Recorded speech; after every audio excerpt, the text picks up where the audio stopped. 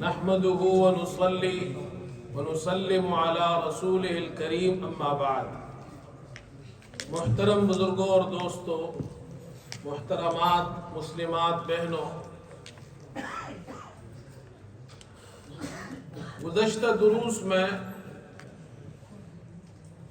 روزے کے مسائل آپ حضرات کے سامنے بیان ہوئے، مختلف مسائل بیان کیے گئے۔ بعض مرتبہ ہمارے دوست سوالات کرتے ہیں اور ان دروس میں بعض حضرات نے سوالات کیے، تو ان میں سے ایک سوال جو آیا تھا وہ بڑا اہم تھا۔ گزشتہ دنوں ایک درس میں ہمارے پروفیسر صاحب نے سوال کیا تھا، تو میں نے اس وقت مختصر سے جواب دیا تھا، جو ضروری اس مسئلے سے متعلق تھا جو انہوں نے پوچھا تھا وہ جواب دے دیا، لیکن اس موضوع پر تمام مسائل کا احاطہ کرنا ضروری ہے تاکہ یہ تمام باتیں آپ کے سامنے آ جائیں۔ انہوں نے روزے سے متعلق پوچھا تھا، لیکن ہم دیگر مسائل بھی اس میں بیان کریں گے۔ مسئلہ کیا ہے؟ وصیت کا ہے۔ ایک آدمی نے رمضان کے روزے نہیں رکھے، رمضان کے روزے اس پر فرض تھے، اور رمضان کے بعد اس کو موقع نہیں ملا، فوت ہو گیا۔ اب اس کے روزوں جو انہوں نے نہیں رکھے، اس کے روزوں کا کیا ہوگا؟ اس کے جو بچے ہیں، اس کے جو وارث ہے، کیا وہ اس کی طرف سے، اپنے باپ کی طرف سے یا اپنی والدہ کی طرف سے روزے رکھ سکتے ہیں؟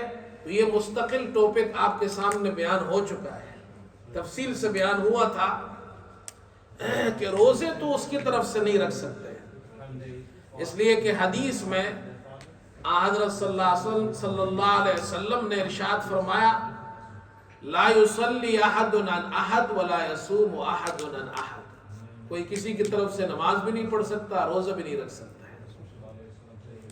اس پر تفصیل سے بات آپ کے سامنے ہو گئی تھی۔ اب جب وہ روزے تو نہیں رکھ سکتے اور والد فوت ہو گیا ہے، والدہ فوت ہو گئی ہے، ان کے روزے رہ گئے ہیں، تو ان کا کیا ہوگا؟ تو اس کی دو صورتیں ہیں۔ ایک یہ ہے کہ کسی شخص نے، مثلاً والد نے مرنے سے پہلے وصیت کی ہو کہ میرے روزے رہ گئے ہیں اور میرے مال میں سے اس کا فدیہ دے دیا جائے، تو اس شخص کے مرنے کے بعد جو اس کا مال بچ جائے گا میراث میں، اس میں سے اس کا قرض ادا کیا جائے گا، کفن دفن کا خرچہ ہوگا۔ اس کے بعد میراث کی تقسیم سے پہلے جو اس نے وصیت کی ہے، اس کی وصیت 1/3 میں، 1/3 میں نافذ ہوگی۔ 1/3 مال میں اس کی وصیت نافذ ہوگی، اس سے زیادہ نہیں ہوگی۔ اس کے اندر جتنے بھی رقم بنتی ہو، اس سے اس کے روزوں کا فدیہ دیا جائے گا۔ یہ آپ کے سامنے بیان ہو گیا ہے۔ ایک روزے کا فدیہ 2.25 سیر گندم، اگر گندم سے دے یا گندم کے آٹے سے، احتیاطاً 2 سیر۔ ہم نے اس کی 3 پاؤنڈ قیمت بتائی ہے اس سال، ایک صدقہ فطر کے برابر، تو 30 روزوں کا ہو جائے گا 90 پاؤنڈ، احتیاطاً 100 پاؤنڈ۔ اب یہ اس کا فدیہ اس کے 1/3 مال میں سے دیا جائے گا۔ اگر اس نے وصیت نہیں کی ہو، والد نے وصیت نہیں کی، فوت ہو گیا، والدہ فوت ہو گئی، وصیت نہیں کی، بیٹے یہ چاہتے ہیں کہ ہم اپنے والد یا والدہ کی طرف سے جو اس کے روزے رہ گئے ہیں، نہیں رکھ سکے وہ، ہم ان کا فدیہ دے دیں، تو دے سکتے ہیں، ٹھیک ہے، وہ دے سکتے ہیں۔ اب اس کا طریقہ کیا ہے؟ اگر والد کی جو میراث ہے، جو پیچھے رہ گئی ہے میراث، اگر تمام ورثہ شوہر، اس کی جو بیوی ہے، اس کے جو بچے ہیں، اولاد، وہ سب متفق ہو جائے کہ ہم اپنے باپ کی طرف سے انہوں نے وصیت تو نہیں کی ہے، لیکن ہم اپنی خوشی سے فدیہ دینا چاہتے تو دے سکتے ہیں، لیکن اس میں ایک شرط ہے کہ اگر جو اولاد پیچھے رہ گئی ہے اس شخص کی، اس میں سے جو نابالغ بچے ہیں، نابالغ کے حصے میں سے پھر اس کے باپ کا وہ جو بغیر وصیت کے فوت ہوا ہے اور باقی ورثہ اپنی خوشی سے دے رہے ہیں، تو اپنے حصے میں تو سے دے سکتے ہیں، نابالغ بچوں کے حصے میں سے نہیں دے سکتے۔ یہ مسئلہ یاد رکھیں، یہ بڑا اہم مسئلہ ہے۔ ہمارے یہاں لوگ تو پرواہ ہی نہیں کرتے، باپ فوت ہو گیا، پیچھے اس کی میراث رہ گئی ہے، اب بڑے بھائی جو ہوتے ہیں وہ ان کی مرضی ہے، جو چاہے کرے۔ ہمارے یہاں تو خیرات بھی کرتے ہیں، اسی میراث میں سے خیرات کر رہے ہیں جی، 2 بھینسیں لا رہے ہیں، 2 گائیں لا رہے ہیں، وہ ذبح کر رہے ہیں، لوگوں کو کھلا رہے ہیں، اس میں سے تو بہن کا بھی حصہ ہے، اس سے پوچھا ہے آپ نے؟ یہ سب حرام ہے۔ اس میں سے جو نابالغ بچوں کا حصہ ہے، نابالغ بچوں سے اگر اجازت لے بھی لو تب بھی اس کا حصہ استعمال کرنا جائز نہیں ہے، اس لیے کہ وہ نابالغ ہے۔ کتنا بڑا گناہ کرتے ہیں ہم لوگ، اللہ معاف فرمائے، کتنا خطرناک مسئلہ ہے۔ تو یہ یاد رکھیں، وصیت کی ہے تو 1/3 میں سے وصیت نافذ ہوگی، وصیت نہیں کی ہے، بالغ اولاد اپنی خوشی سے اپنے حصے میں سے دینا چاہے وہ دے سکتے ہیں، نابالغوں کے حصے میں سے نہیں دے سکتے، اور بغیر پوچھے بہنوں کے حصے میں سے بھی نہیں دے سکتے وہ بالغ ہو، بلکہ بہنوں کو ان کا حصہ دے دے، ان کی مرضی ہے، جو چاہے کرے۔ یہ تو ایک بات ہو گئی روزے سے متعلق۔ اب دوسرا مسئلہ ہے، اگر کوئی شخص فوت ہو گیا، اس کی نمازیں رہ گئی ہے، اس کا کیا کریں گے؟ اس کا بھی یہی طریقہ ہے جو میں نے یہ پروسیجر بتایا ہے، یہی طریقہ نمازوں کے لیے بھی ہے۔ ہر ایک نماز اس کا جو فدیہ ہوگا وہ جتنا صدقہ فطر کے برابر ہے، جو میں نے بتایا 3 پاؤنڈ آج کل کے حساب سے۔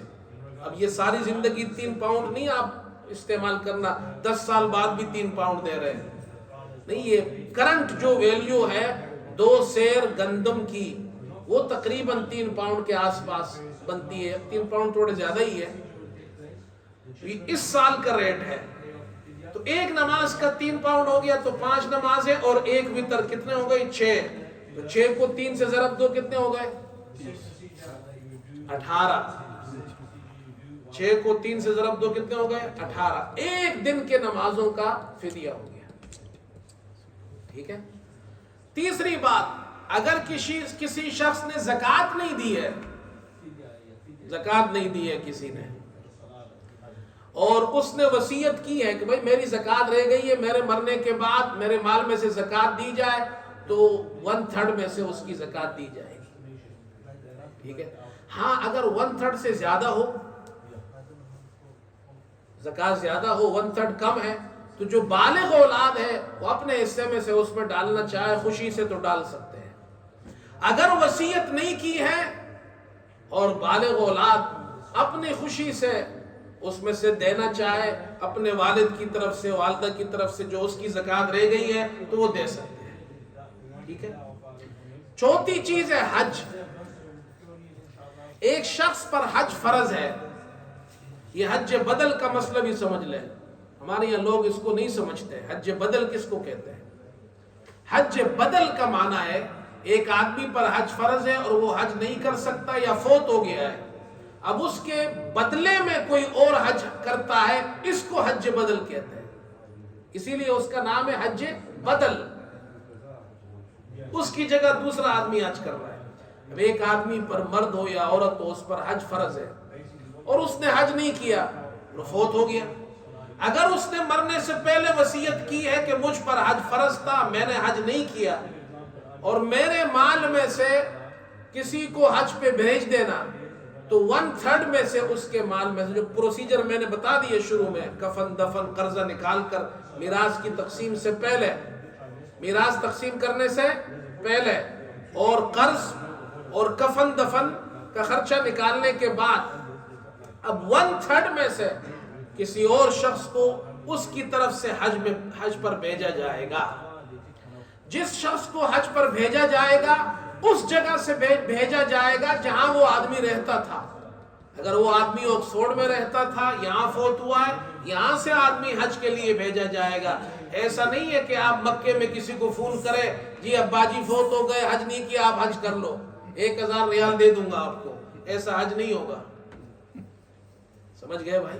یہاں سے بھیجنا پڑے گا اس کو. ٹھیک ہے، یہ مسئلہ اچھی طرح یاد کرے بھائی. ہمارے لوگ اس میں سمجھتے بھی نہیں ہے، گڑبڑ بھی کرتے ہیں آج کل. سمجھ گئے؟ اور جس کو حج پر بھیجا جائے گا تو ہم یہ بتاتے ہیں اس میں 2 باتیں ہونی چاہیے. ایک بات یہ ہونی چاہیے کہ اس نے اپنا حج پہلے کیا ہو. دوسری بات یہ ہے کہ اس کو حج کے مسائل آتے ہو، حج ٹھیک کرے. ایسے آدمی کو بھیج دیا جس کو قل هو اللہ احد بھی نہیں آتی ہے، تو اس کو حج کے مسئلے کہاں سے آئیں گے؟ ایسے آدمی کو بھیجے جس کو مسائل معلوم ہو تاکہ حج ٹھیک کرے اور اس نے پہلے حج کیا ہوا ہو. اچھا، اور اگر اب ایک صورت تو ہو گئی، اس کو کہتے ہیں حج بدل. اگر اس والد پر مثال کے طور پر حج فرض تھا لیکن اس نے وصیت نہیں کی اور فوت ہو گیا، اور جو بالغ اولاد ہے وہ اپنی خوشی سے اپنے حصے میں سے جو میراث ملا ہے سب متفق ہو جائے، نابالغ بچوں کے حصے کو ہاتھ نہیں لگانا. جو بالغ ہے اپنے حصے میں سے اپنے والد کی طرف سے کسی کو حج کے لیے بھیجتے ہیں یا خود والد کی طرف سے حج کرتے ہیں تو وہ حج بدل ہو سکتا ہے، اگرچہ اس نے وصیت نہیں کی لیکن اس پر حج فرض تھا. ٹھیک ہے بھائی؟ دوسری صورت، والد پر حج فرض ہی نہیں ہے لیکن بیٹا یہ چاہتا ہے ابا جی فوت ہو گئے، میں اس کی طرف سے کسی کو بھیجتا ہوں حج کے لیے یا خود حج کرتا ہوں اس کی طرف سے، تو یہ حج بدل نہیں ہوگا. سمجھ میں آیا؟ یہ ٹیکنیکلی حج بدل نہیں ہے. حج بدل تو اس کو کہتے ہیں ایک شخص پر حج فرض تھا اور اس نے نہیں کیا، بیٹے اپنے والد کی طرف سے وہ حج کر رہے ہیں یا کسی کو بھیج رہے ہیں. جب اس پر حج فرض ہی نہیں تھا تو حج بدل کہاں سے ہوگا؟ ہمارے لوگ اس مسئلے کو نہیں سمجھتے. اس کو سمجھ لے، والد پر حج فرض نہیں ہے، والدہ پر حج فرض نہیں ہے، فوت ہو گیا، اللہ اس سے نہیں پوچھے گا. ہاں آپ اپنی خوشی سے کہتے جی ابا جی کو ثواب ملے، میں نے اپنا حج تو کیا ہے، چلو ایک حج ابا جی کی طرف سے کرتا ہوں، یہ جائز ہے، لیکن یہ حج بدل نہیں ہے، یہ نفلی حج ہے. جیسے آپ 2 رکعت نفل ابا جی کے لیے پڑھ لیں، قرآن شریف کی تلاوت کر لیں ابا جی کے لیے، نفلی عبادت ہے. اسی طرح اگر کوئی شخص ابا جی کے لیے اس پر حج فرض نہیں ہے اور وہ ان کے لیے حج کرتا ہے تو یہ نفلی حج ہوگا، حج بدل نہیں ہوگا. ہاں نفلی حج کا ثواب ابا جی کو ملے گا، یہ اس کو نفلی حج کہتے ہیں، حج بدل نہیں کہتے. تو بہرحال یہ چند مسائل تھے وصیت سے متعلق کہ ایک شخص وصیت کرتا ہے روزوں کے بارے میں، نماز کے بارے میں اور حج کے بارے میں، تو اس کی وصیت اس طرح نافذ ہوگی. وصیت کے بارے میں ایک مسئلہ اور بھی سمجھ لیں، یہ موضوع چل پڑا ہے. اگر کوئی شخص وصیت کرتا ہے نماز، روزہ، زکوٰۃ، حج کے علاوہ، ایک شخص نے وصیت کی میں فوت ہو جاؤں، میرے مال میں سے 1/3 کے اندر اس کی وصیت نافذ ہوگی، اتنی رقم مسجد میں دی جائے، مدرسے میں دی جائے، یا میرا فلاں آدمی دوست ہے اس کو دے دینا، چاہے وہ مالدار ہو. اس لیے کہ اس کو شریعت نے اتنا حق دیا ہے، اتنا رائٹ اس کو دیا ہے، مرنے کے بعد بھی اس کی وصیت 1/3 میں نافذ ہوگی. تو وہ 1/3 کے اندر وہ مسجد میں کہا ہے تو مسجد میں دینا پڑے گا، مدرسے میں کہا ہے تو مدرسے میں دینا پڑے گا، اور کسی دوست کے لیے کہا ہے تو اس کو دینا پڑے گا. لیکن ایک بات یاد رکھیں، جو اس کے ورثہ ہے، جن کو اس کے میراث میں سے آلریڈی حصہ مل رہا ہے اس کے مرنے کے بعد، ان کے لیے یہ ایکسٹرا وصیت نہیں کر سکتا. مثال کے طور پر ایک آدمی کہتا ہے جی میرے فلاں بیٹے کو میرا فلاں مرنے کے بعد میرا فلاں گھر دے دینا، یہ اختیار اس کے پاس نہیں ہے، اس لیے کہ اس کا حصہ اللہ نے مقرر کیا ہے قرآن میں. آپ اس کے لیے وصیت نہیں کر سکتے مرنے سے پہلے. ہاں جو آپ کا وارث نہیں ہے اس کے لیے کر سکتے ہیں، جو آپ کا وارث نہیں ہے اس کے لیے کر سکتے ہیں، وارث کے لیے نہیں کر سکتے ہیں۔ ہاں سمجھ میں آ گئی؟ یہ مسئلہ بھی سمجھ لیں۔ ہمارے یہاں لوگ یہ کہتے ہیں جی ابا مر گئے، ابا نے تو جناب کیا ہے سارا جو ہے وہ وصیت کی ہے کہ سارا مجھے ملے گا، ابا نے کہا ہے میں مر جاؤں تو میرا سارا مال میرے فلاں بیٹے کو ہے، باقیوں کے لیے نہیں ہے۔ ابا جی 100 مرتبہ لکھ کر گئے ہو، جو اللہ نے قرآن میں لکھا ہے ابا جی اس کو بدل نہیں سکتا۔ یہ مسئلہ یاد کر لیں۔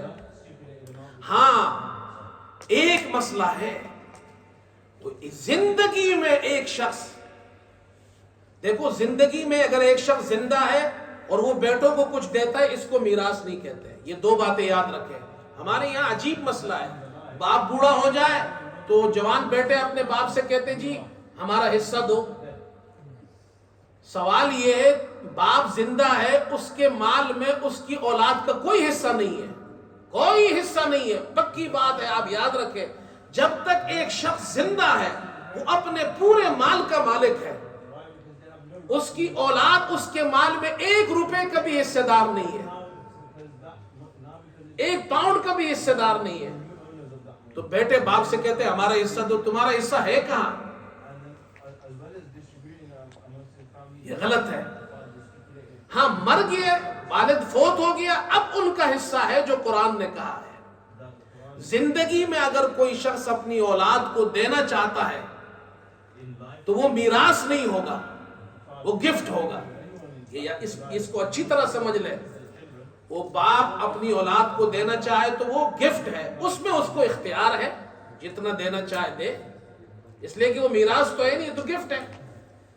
لیکن بہتر یہ ہے اس میں بھی وہ کسی کو کم زیادہ نہ دے، جو شریعت کے مطابق حصے بنتے ہیں اس حساب سے ہی دے ان کو۔ ہاں اگر کوئی بیٹا غریب ہے زیادہ اور باقی بیٹوں سے یا بیٹیوں سے وہ کہتا ہے تمہارا ایک بھائی تمہاری ایک بہن زیادہ غریب ہے، ہم اس کو تھوڑا سا زیادہ دے دیتے ہیں اور تم لوگ ناراض تو نہیں ہو، کہتے نہیں تو یہ جائز ہے۔ تو یہ یاد رکھو، مرنے سے پہلے جو دے گا وہ کیا ہوگا؟ گفٹ۔ مرنے کے بعد جو ملے گا ان کو وہ میراث۔ میراث کو کوئی چینج نہیں کر سکتا، چاہے اس نے ول لکھی ہوئی ہو۔ یہ مسئلے ہمیں معلوم ہونے چاہیے۔ اللہ ہم سب کو عمل کی توفیق عطا فرمائے۔ مسئلہ اگر کسی نے مرنے سے پہلے کہہ دیا کہ میں اپنے بچوں کو اپنے مرنے کے بعد کا ایسا بھی جیتے جی دے دیتا ہوں، اس طرح کر سکتے ہیں؟ کر سکتے ہیں، ابھی تو یہی بیان کیا نا کہ گفٹ ہوگا، وہ گفٹ ہوگا نا۔ ایک آدمی مثلاً یہ کہتا ہے کہ جی مرنے سے پہلے ہی میں اپنے بچوں کو اپنی ساری جائیداد تقسیم کرنا چاہتا ہوں، اگر اس کا کوئی رہ گیا اس کے بعد، ہاں جو اس نے تقسیم کر دیا وہ تو سب کو مل گیا، ٹھیک ہے، سب تقسیم کا معنی یہ سب کو ہینڈ اوور کر دیا، سب کو مالک بنا دیا۔ اب وہ مر گیا، اس کے بعد جو رہ گیا اس کا مال جو دے دیا وہ تو ہو گیا، جو رہ گیا ہے اب وہ میراث کے جو قرآن نے حصے مقرر کیے اس کے مطابق سب کو ملے گا۔ اگر اس نے اوروں کو زیادہ بھی دیا ہو تو کوئی بات نہیں، اگر کسی بیٹے کو زیادہ بھی دیا ہے اس نے تب بھی اس کے مرنے کے بعد سب کا حصہ ہے اس میں، ٹھیک ہے۔ اس میں صرف کہنا کافی ہے یا دے دینا کافی؟ نہیں، کہنا کافی نہیں ہے، صرف یہ تمہارا ہو گیا یہ تمہارا ہو گیا۔ زندگی میں اگر دیتا ہے تو اس کو مالک بنانا ضروری ہے۔ مالک بنانے کا معنی یہ ہے لیگلی ان کے نام پر وہ جائیداد، پراپرٹی یا مال ان کو ہاتھ میں ہینڈ اوور کر دے، ٹھیک ہے جی۔ چلے جی، اللہم انا نسألک الہدی والتقی والعفاف والغنی، نسألک من خیر ما سألک منہ نبیک محمد صلی اللہ علیہ وسلم، ونعوذ بک من شر ما استعاذک منہ نبیک محمد صلی اللہ علیہ وسلم، صلی اللہ تعالی علیہ وسلم۔